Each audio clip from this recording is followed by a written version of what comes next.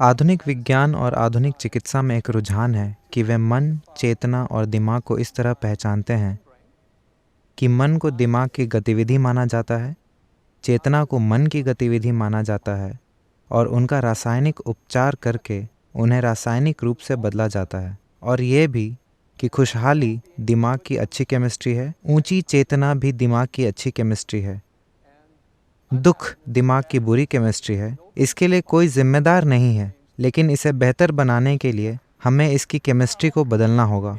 अब योग विज्ञान के अनुसार दिमाग, मन और चेतना तीन अलग अलग चीज़ें हैं, लेकिन वे एक खास स्तर पर संबंधित हैं। तो मैं सद्गुरु जी से यह जानना चाहता हूँ कि दिमाग, मन और चेतना की क्या प्रकृति है और हम दिमाग और मन में फंसे बिना उनका उचित तरीके से कैसे इस्तेमाल कर सकते हैं, और उस चिकित्सा मॉडल के बारे में भी जो दिमाग की केमिस्ट्री से ज़्यादा चेतना पर जोर देता हो।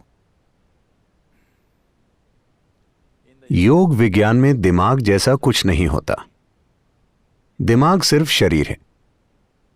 जैसे दिल है, जैसे जिगर है, वैसे ही दिमाग है। यह भी बस शरीर है। मुझे लगता है कि दिमाग को बहुत ज्यादा बढ़ा चढ़ाकर इसलिए प्रस्तुत किया जा रहा है क्योंकि जैसा कि मैंने सुबह भी कहा था, हमारी शिक्षा प्रणालियां पूरी तरह से तर्क पर आधारित हो गई हैं। हमें लगता है कि तर्क ही सब कुछ है। अब मैं इसे बहुत ही कम शब्दों में कहने की कोशिश करूंगा। जब किसी बहुत ही जटिल चीज को कम शब्दों में कहा जाता है तो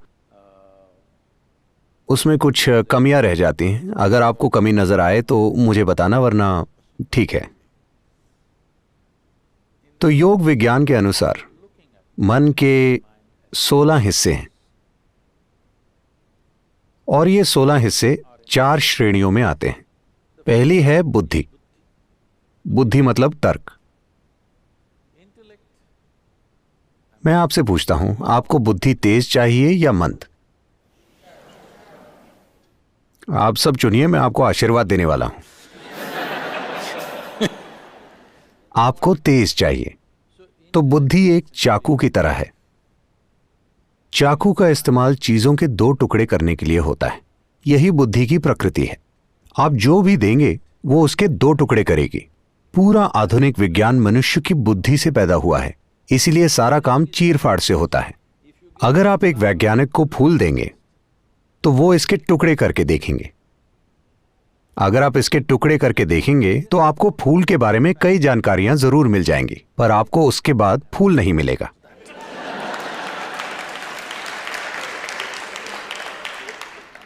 अगर अब आपको कुछ वाकई जानना है, मान लीजिए आपको आपकी मां के बारे में जानना है, कृपया उनके टुकड़े मत करना। यह ऐसे काम नहीं करता, क्योंकि जो चीज आप चीर-फाड़ से जान सकते हैं वो जीवन का भौतिक पहलू है। आप जीवन को चीर-फाड़ से नहीं जान सकते। सिर्फ भौतिक चीजों की चीर-फाड़ की जा सकती है। पर अब हम हर चीज जानने के लिए तर्क का इस्तेमाल करते हैं, तो हम 2 टुकड़े करने की कोशिश करते हैं। हम दुनिया को एक करने की, समानता और आत्मज्ञान की बात करते हैं और सब कुछ तर्क से करना चाहते हैं। यह ऐसा है जैसे चाकू का सिलाई के लिए इस्तेमाल करना। अगर आप चाकू से कुछ सिलेंगे तो आप उसके टुकड़े कर देंगे। तो हम ये देख रहे हैं कि हम किसी चीज के बारे में जितना ज्यादा ज्ञान इकट्ठा करते हैं, गलतफहमी और सत्य से दूरी उतनी बढ़ती जाती है। इसीलिए नहीं कि जानकारी बुरी है, पर इसीलिए क्योंकि हम चाकू से सिलने की कोशिश कर रहे हैं।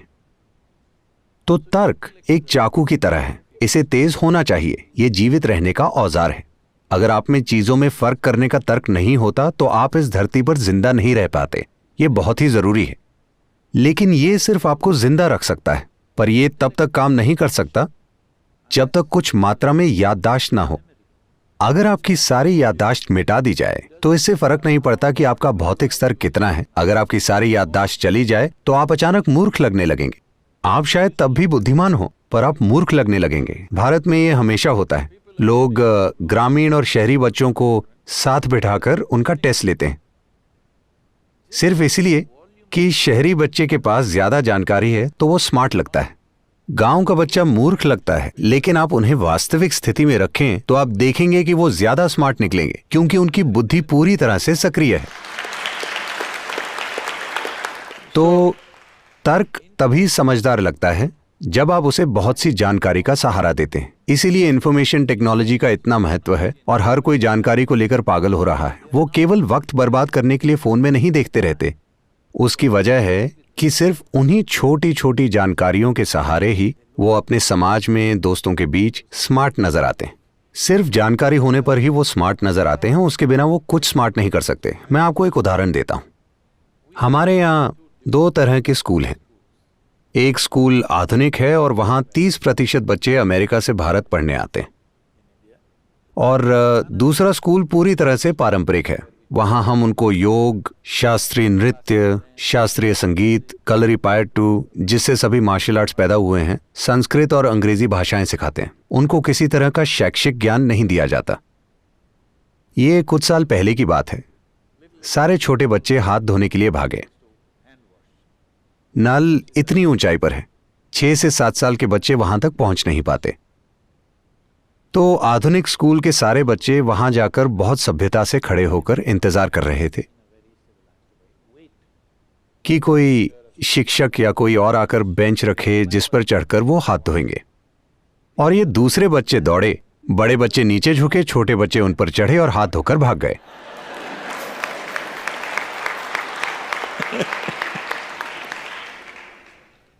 तो आजकल तर्क को बहुत ज्यादा महत्व दिया जाता है और बुद्धि के दूसरे आयामों को बिल्कुल विकसित नहीं किया जाता।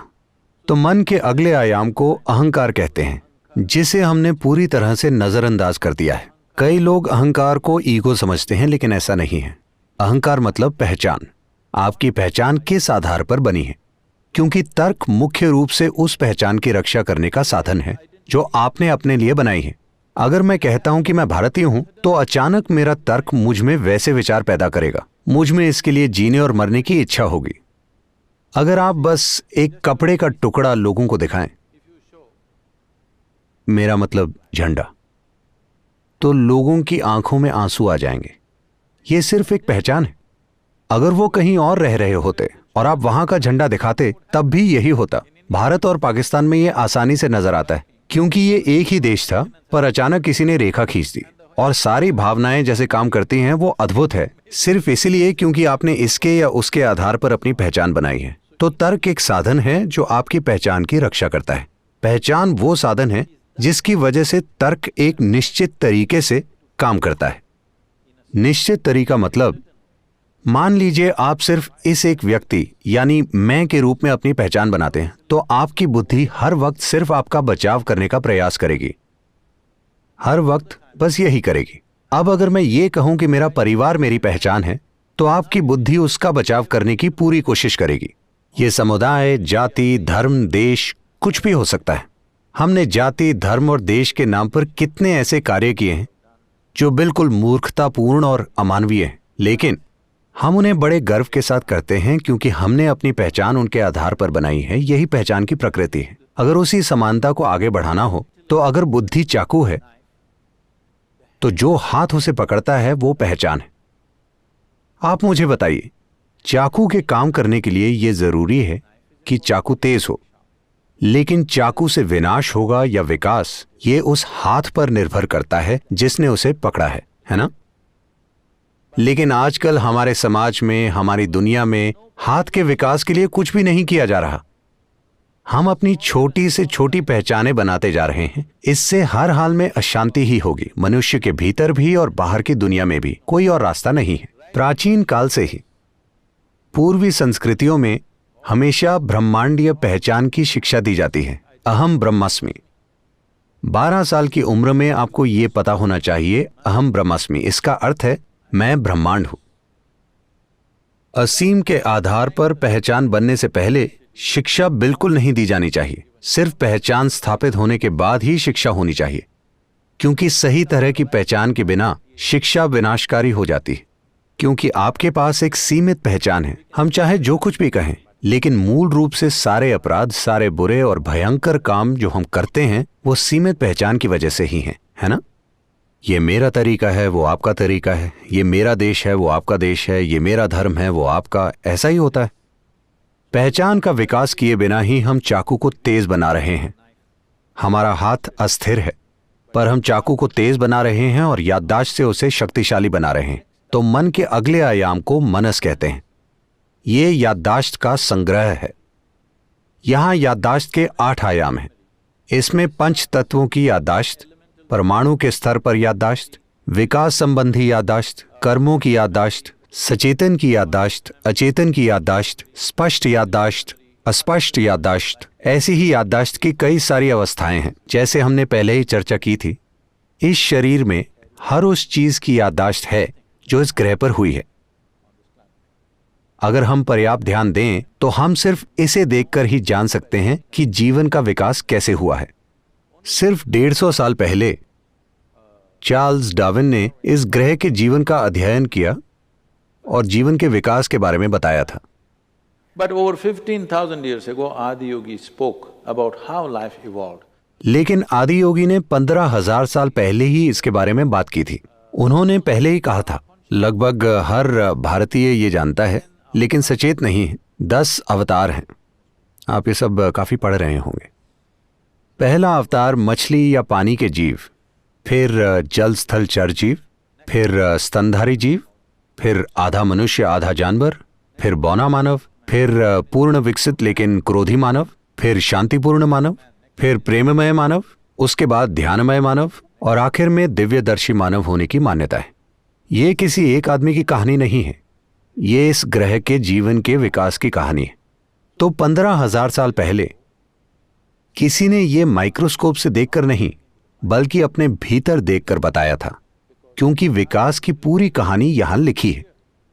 योग विज्ञान इसी पर केंद्रित है कि याददाश्त के अलग अलग आयामों को कैसे सक्रिय करें, क्योंकि अगर आपकी याददाश्त सीमित है तो आप हर हाल में बचकाने काम करेंगे। अगर आपका तर्क बहुत ज्यादा काबिल हो जाता है तो यह बहुत जरूरी है कि आपकी पहचान ब्रह्मांडीय हो, असीमित पहचान हो और आपकी याददाश्त इस तरह से विकसित हो कि उसके सारे आयाम सक्रिय हों। ये तीनों एक निश्चित तरीके से काम करते हैं। कुछ लोगों ने इसे खास तरीकों से विकसित किया है, लेकिन ज्यादातर ये अस्त व्यस्त ही हो रहा है। तर्क बहुत ज्यादा है और बाकी चीजों को बहुत कम महत्व दिया जा रहा है। बुद्धि के चौथे आयाम को चित्त कहते हैं।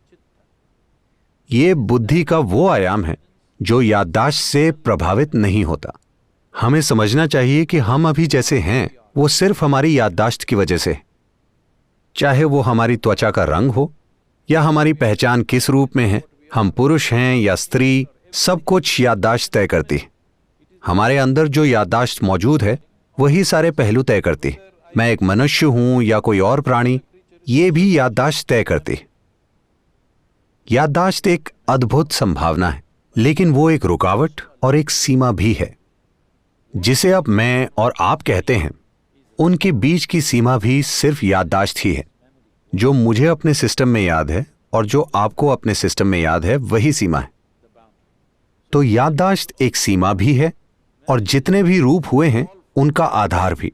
एक निश्चित याददाश्त है जो कई तरह के ढांचे बनाती है। वो ढांचे फिर भौतिक रूप लेते हैं। हम अभी जिस तरह हैं और जैसा हमने रूप लिया है वो उस बुनियादी याददाश्त की वजह से ही है। ये याददाश्त कभी भ्रमित नहीं हुई। मान लीजिए आप और एक गाय रोज आम खाना शुरू कर दें, तो ऐसा कभी नहीं हुआ कि किसी दिन संयोग से या याददाश्त की भूल से गाय मनुष्य बन गई हो या आप गाय बन गए हो। आप दोनों एक ही तरह का भोजन खाएं, लेकिन ऐसा कभी नहीं होगा, क्योंकि याददाश्त बहुत मजबूती से स्थापित है और ये कई स्तरों पर है। हम याददाश्त के 8 अलग आयामों की बात कर रहे हैं, लेकिन चित्त में कोई याददाश्त नहीं होती। याददाश्त नहीं है तो सीमा भी नहीं है। वो बुद्धि जिसकी कोई सीमा नहीं है। योग संस्कृति में इसे शरारती तरीके से व्यक्त किया गया है। This we say, if you touch your chitta, God will become your slave. हम कहते हैं अगर आप चित्त को स्पर्श कर लें तो ईश्वर आपके गुलाम बन जाएंगे, क्योंकि अगर आपकी बुद्धि असीमित है तो सब कुछ आपकी पहुंच में होगा। ये बहुत महत्वपूर्ण है, क्योंकि आपको समझना चाहिए कि ऐसा पहली बार हुआ है। पहली बार हमारी जीवित रहने की प्रक्रिया इतने बेहतरीन तरीके से व्यवस्थित है। पहली बार मनुष्यों के पास इतना समय है कि वो चीजों पर ध्यान दे सकें, वरना भोजन का प्रबंध करने में ही 24 घंटे लग जाया करते थे। संपन्न समाजों में हम फिर से वही पुरानी चीजें कर रहे हैं। जैसे कि आपने बताया, मोंटाना में किसी को 3 काम करने पड़ते हैं। जब यहां इतनी सारी जमीन है तो आपको भोजन के लिए काम पर जाने की क्या जरूरत है, क्योंकि आपको भोजन वॉलमार्ट से खरीदना है। मेरा मतलब, हमने सारी परिस्थिति को टेढ़ा मेढ़ा कर दिया है। पहली बार जीवन चलाने के लिए, उदाहरण के लिए, आज आप सुपर स्टोर जाएं, जो भी आपकी 1 साल की जरूरत हो वो सारी चीजें खरीद लें और 1 साल तक घर से बाहर ना निकलें। यह संभव है, ऐसा पहले कभी संभव नहीं था। अगर आपको आज सुबह के लिए पानी चाहिए होता था तो आपको नदी या तालाब या कहीं और जाना पड़ता था। लेकिन पहली बार जीवन चलाने की प्रक्रिया इतने अच्छे से व्यवस्थित है कि अब मानवता का वक्त आ गया है। अब वक्त आ गया है कि मनुष्य जीवन के गहरे आयामों को खोजें।